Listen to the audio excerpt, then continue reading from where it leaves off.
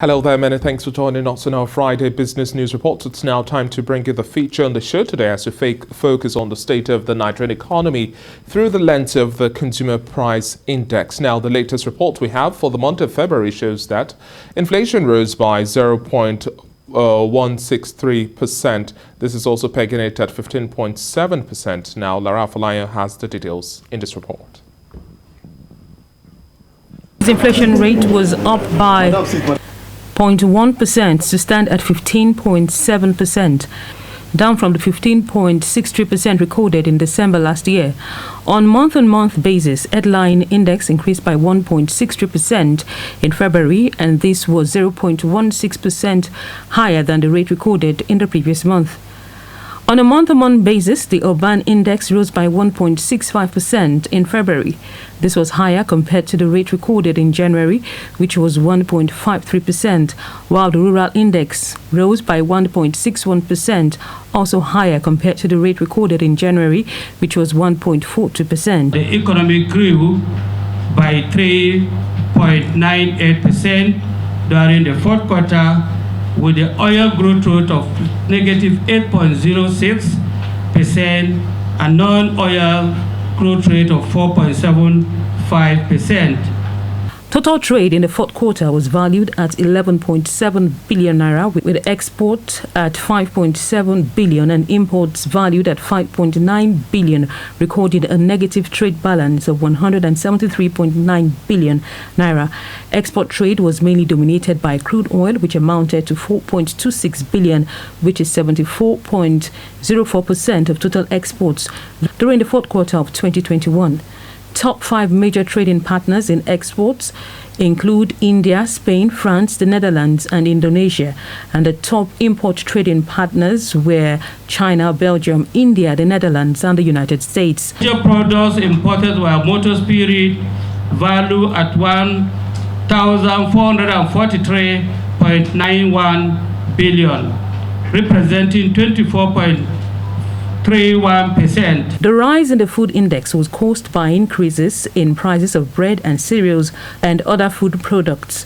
On a month-on-month basis, the food sub-index increased by 1.87% in February, an increase from 1.62% recorded in the previous month. Economic watchers have warned that the ongoing Russia-Ukraine war would lead to a decline in the importation of wheat into the country, thereby pushing up the prices of staples like bread. Lara Afolayan, TVC News, Abuja. And joining me now live in our Lagos studio to discuss the state of the inflationary pressure Nigeria is currently experiencing, I have Mukhtar Mohammed, the Chief Executive Officer of Finance with Mukhtar. Thank you very much for joining us on the Breakfast Show this morning. David. We have the current inflation figure for the month of February at 15.7%.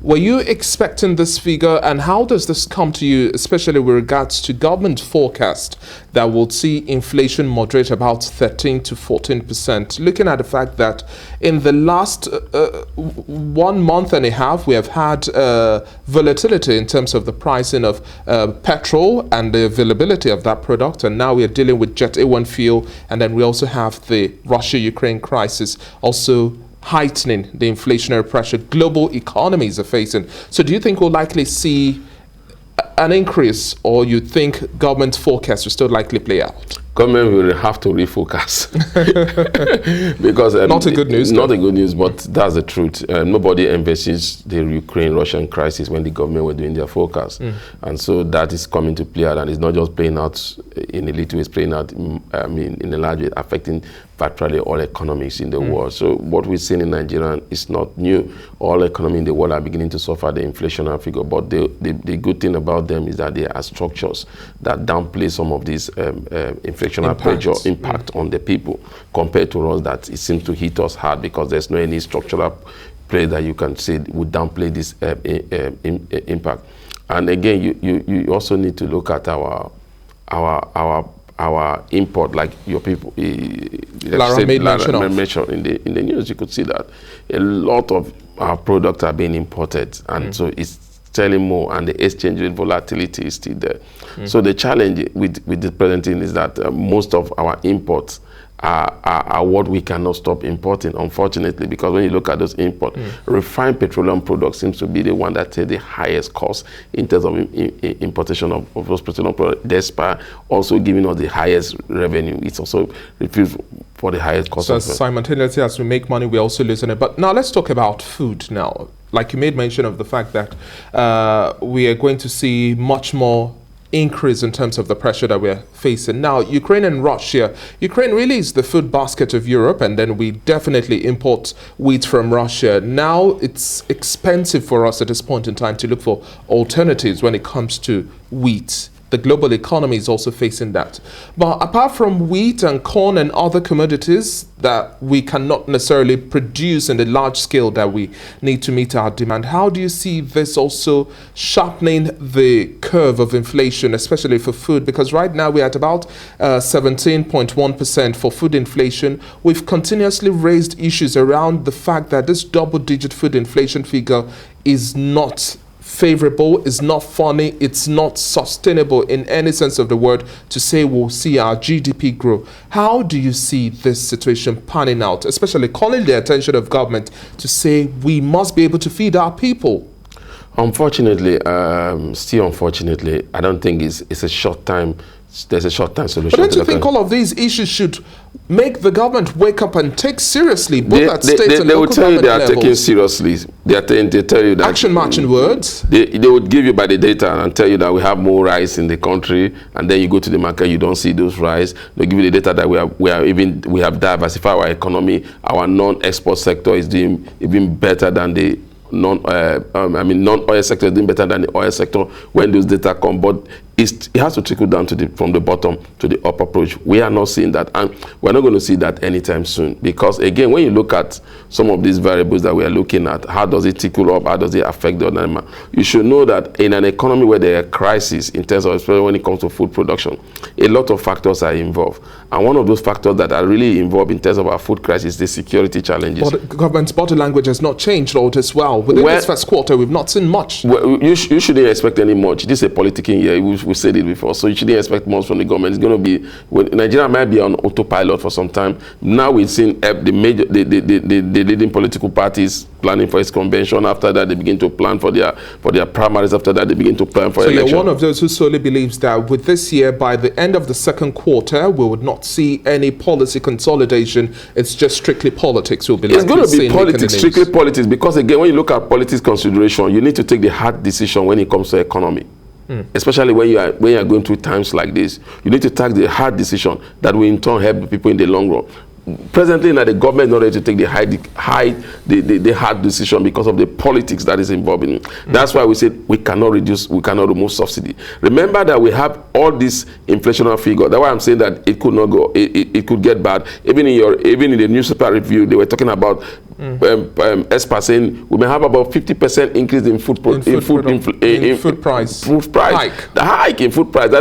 Now they are what we call in economic terms. They are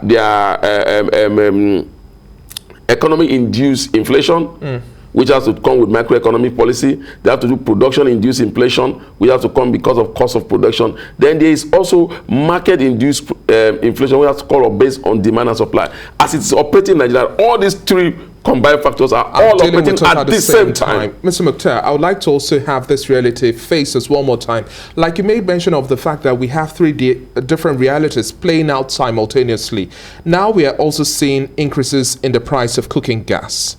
We had that erratic spike at the end of last year, almost 5 different hikes between the month of October up until January, to say the least, before it started moderating. Now, a 12.5 kilogram of refill of LPG, which was at about 7,500 at the last moderation about February thereabout, is now going for 8,500. And now with this Russia-Ukraine crisis as well affecting gas supplies and a whole lot more, we are likely going to see this also inch up, if we're not careful, to well over 10,000 naira. Back to the days where we just had a heavy grilling from. And we largely import as well. The NLNG provision is just barely about 40%, and we import 60%. It makes no economic sense that we have a huge reserve of gas, yet we are still large importers. How do you see this crisis? We don't know when the crisis will be over. This crisis can be over because we've not done the right policy, the structural policy. It's a structural policy. I'm even talking about the Russia-Ukraine war now. We don't know when it's going to end. No, that's what I'm saying. That we don't know it's going to end. So neither are we saying that in terms of what you just mentioned, in terms of our having a large reserve of gas without even exploiting it. Remember that for them to bring this price stability down, they had to stop the exportation of our natural gas. The natural gas, they say they will now stay and make sure that they concentrate in meeting the demand locally. I'm sure after that stability, we are beginning to see an opportunity to also, and not to forget that there was a crisis also that happened, the explosion of some of these gas. That also could be another reason that is affecting this gas, the gas issue. Remember that this issue of gas also plays also in the power sector also. Exactly. The same challenges that they are having is the same, because we don't have the infrastructure. It all boils down to infrastructure, it all boils down to security. When the infrastructure is there, there's vandalization, and that has to do with security. So we need to drive our economy. We need to have a structural rechange of our economy. But the most ultimate challenges that we're having now, basic on most of these things, is security. The average man who cannot feed at this point in time now, whose minimum wage still remains the same, whose salary remains the same, how much of an impact do you think this would also take a toll on the average Nigerian, especially for the fact that at this point in time, any forecast remains bleak and the situation might likely get worse? Your word to households at this point in time to prepare. It's very difficult because government is not going to increase salary, the private sectors are not going to increase salary, the cost of living is going to go high. So definitely it's very challenging times. Like one of your anchors said when I was listening to the news, we say we've been hearing that hard times. I think we should change the world. So harder times we are facing now, we're going to really face really hard times, especially because of the war in Ukraine. Thank you so much for your time on the Breakfast Show this morning, Dr. Mohammed. We hope government puts word to action and then we see some ease. Irrespective of what plays out on the international scene, we still need to be able to have a little bit of control here we don't have reserves in the country. Thank you once again.